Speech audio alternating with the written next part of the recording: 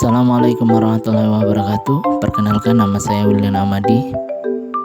Saya CKP Angkatan 11.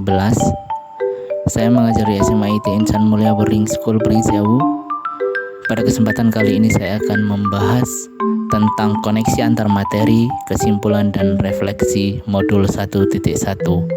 Baik, sebelum kita menyimak video kali ini, ada sebuah pertanyaan pemantik dalam membuat kesimpulan dan refleksi terhadap pemikiran Ki Hajar Dewantara. Pernyataan pemantik yang pertama, apa yang Anda percaya tentang murid dan pembelajaran di kelas sebelum Anda mempelajari modul 1.1? Yang kedua, apa yang berubah dari pemikiran atau perilaku Anda setelah mempelajari materi ini? Yang ketiga, apa yang dapat segera Anda terapkan lebih agar kelas Anda mencerminkan pemikiran KHD. Baik, pertanyaan pertama, apa yang Anda percaya tentang murid dan pembelajaran di kelas sebelum Anda mempelajari modul 1.1? Jawabannya yang pertama yaitu peran guru sebagai pusat pembelajaran. Guru sering dianggap sebagai sumber utama pengetahuan dan murid sebagai penerima pasif yang mendengarkan dan mencatat apa yang dikerjakan. Yang kedua, kurikulum yang ketat dan terstruktur. Di sini pendidikan sering dianggap sebagai suatu yang harus mengikuti kurikulum yang ketat dan terstruktur dengan mata pelajaran yang ditentukan oleh otoritas pendidikan. Yang ketiga, penilaian melalui ujian. Kemampuan murid sering diukur melalui ujian dan tes terstandar, di mana nilai dan angka menjadi indikator utama kesuksesan akademis. Yang keempat, disiplin dan ketaatan. Murid diharapkan untuk disiplin dan taat terhadap aturan sekolah dan instruksi guru, dengan sedikit ruang untuk kreativitas atau inisiatif pribadi. Yang kelima, ruang kelas yang formal. Pembelajaran di kelas biasanya dilakukan dalam suasana formal dengan pengaturan meja dan kursi yang menghadap ke papan tulis atau guru di depan. Pernyataan pemantik kedua, apa yang berubah dari pemikiran atau perilaku Anda setelah mempelajari modul ini? Yang pertama, pemahaman tentang pendidikan holistik, di mana pandangan tentang pendidikan mungkin bergeser dari fokus pada aspek akademis saja ke pendekatan yang lebih holistik yang mempertimbangkan perkembangan fisik, mental, dan spiritual murid. Yang kedua, peran guru sebagai pendamping.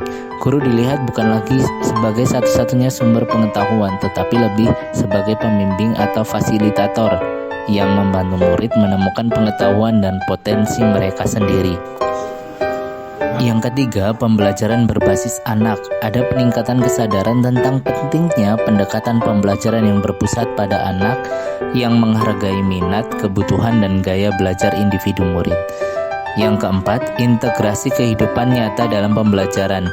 Bagaimana mengakui pentingnya mengaitkan materi pembelajaran dan pengalaman dalam konteks kehidupan nyata sehingga pembelajaran menjadi lebih relevan dan bermakna bagi murid. Yang kelima, pentingnya nilai dan karakter. Menyadari bahwa pendidikan bukan hanya tentang transfer pengetahuan, tetapi juga tentang pembentukan karakter dan nilai-nilai moral seperti tanggung jawab, kerjasama, dan empati. Pertanyaan pemantik ketiga, apa yang dapat segera Anda terapkan lebih agar kelas Anda mencerminkan pemikiran Ki Hajar Dewantara? Yang pertama, peningkatan peran sebagai fasilitator. Peningkatan peran ini dapat mengubah peran dari pemberi materi menjadi fasilitator yang membantu murid menemukan dan mengembangkan pengetahuan mereka sendiri. Selanjutnya, mendorong murid untuk berdiskusi, tanya jawab, dan proyek kolaboratif. Jawaban yang kedua yaitu pendekatan pembelajaran berbasis anak, di mana harus memperhatikan minat, kebutuhan, dan gaya belajar individu murid. Jawaban yang ketiga, integrasi kehidupan nyata dalam pembelajaran. Integrasi yang pertama mengaitkan materi pembelajaran dengan situasi dan masalah kehidupan nyata. Integrasi yang kedua mengajak murid untuk mengamati, meneliti, dan memecahkan masalah nyata di lingkungan sekitar mereka. Jawaban yang keempat, kebebasan dan kreativitas, di mana kebebasan dan kreativitas di sini dapat memberikan ruang bagi murid untuk mengekspresikan ide dan kreativitas mereka. Kebebasan dan kreativitas yang kedua mengizinkan murid untuk memilih beberapa proyek atau topik yang mereka minati, sehingga pembelajaran itu lebih menarik atau mereka senangi.